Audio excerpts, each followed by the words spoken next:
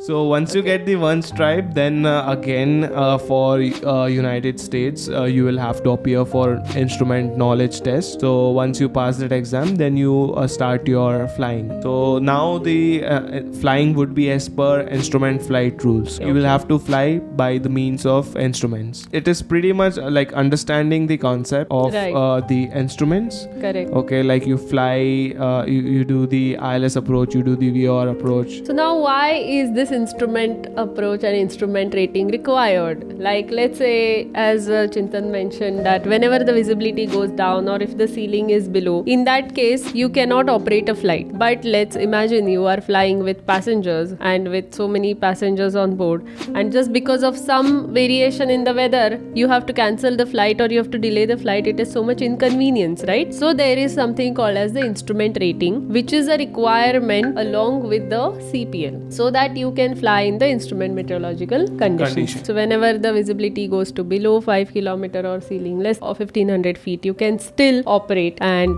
fly the aircraft. So that is the next step in US. So like in US with private pilot there is one stripe, whereas in India with student pilot you have one stripe. If you do private pilot in India you have two stripes. There are differences in the stripes, so that's why we are explaining you everything right from student pilot all the way till you become a captain and even further. Go. Basically, instrument I felt was the most convenient way to fly.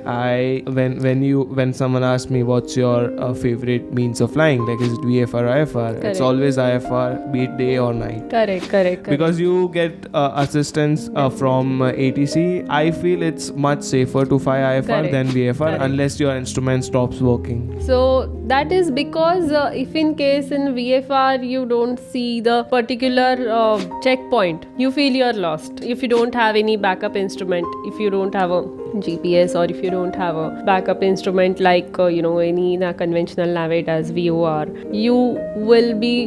There are a lot of cases which have happened in the flight school where students are lost and they don't know how to follow the GPS. So that is the reason why it's a great way to navigate. So basically to direct yourself now from one place to another. So basically IFR, you have all the IFR charts, you have all the Jepson charts. There all the altitudes are mentioned, right? Yes. So it is much more safer. You just have to and ATC guides you if there's any changes to be made in your flight path or your altitude. ATC will give you instructions like climb 2000 feet or look for this traffic. Correct. Right? So it becomes very convenient. And once you get instrument rating, it becomes very easy to fly a plane, because anytime the weather gets bad or deteriorate, you have an option to switch from VFR to IFR. Or if you want to switch from IFR to VFR, you can fly it. Okay? Correct.